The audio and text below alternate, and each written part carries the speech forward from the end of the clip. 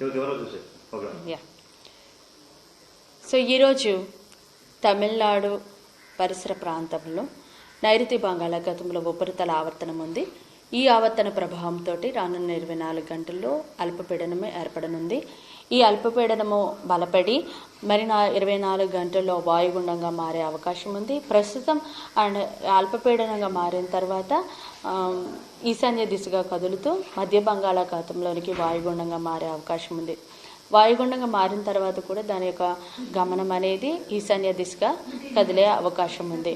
దీని ప్రభావం వలన మన ఆంధ్ర రాష్ట్రం మీద మాత్రం తేలికపాటి వర్షం మాత్రమే ఉంటుంది. ఎప్పుడైతే పొడి వాతావరణం ఉంటుందో మనకి టెంపరేచర్స్ మళ్ళీ గ్రాడ్యువల్గా పెరుగుతాయి. ఇప్పటి వరకు కూడా 37, 38 అలా టెంపరేచర్స్ రికార్డ్ అయిన పరిస్థితులు ఉన్న మన ఆంధ్ర రాష్ట్రంలో మరి 2 రోజుల్లో ఏంటంటే టెంపరేచర్స్ పెరుగుతాయి. ఈవెన్ మోర్ దెన్ 40కి అరౌండ్ వచ్చే అవకాశాలు కూడా ఉన్నాయి. మార్నింగ్ అంతా టెంపరేచర్స్ ఉండి ఆఫ్టర్నూన్ 1 లేదా 2 చోట్ల క్లౌడ్ డెవలప్ అయ్యి తేలికపాటి వర్షాలు కూడా ఉండే అవకాశం ఉంది. 1 లేదా 2 చోట్ల మాత్రమే ఉంటాయి. ఎక్కడైతే ఈ యొక్క క్లౌడ్ డెవలప్ అయ్యి ఉరుములు మెరుపులతో కూడినటువంటి జల్లులు ఉంటాయో అక్కడ మాత్రమే ఈదురుగాలులు ఉంటాయి. ఈదురుగాలుల యొక్క వేగము గంటకు 30 నుండి 40 వరకు ఉండే అవకాశం ఉంది. రానున్న 5 రోజులు కూడాను ఈ యొక్క తేలికపాటి వర్షాలు 1 లేదా 2 చోట్ల ఉంటాయి.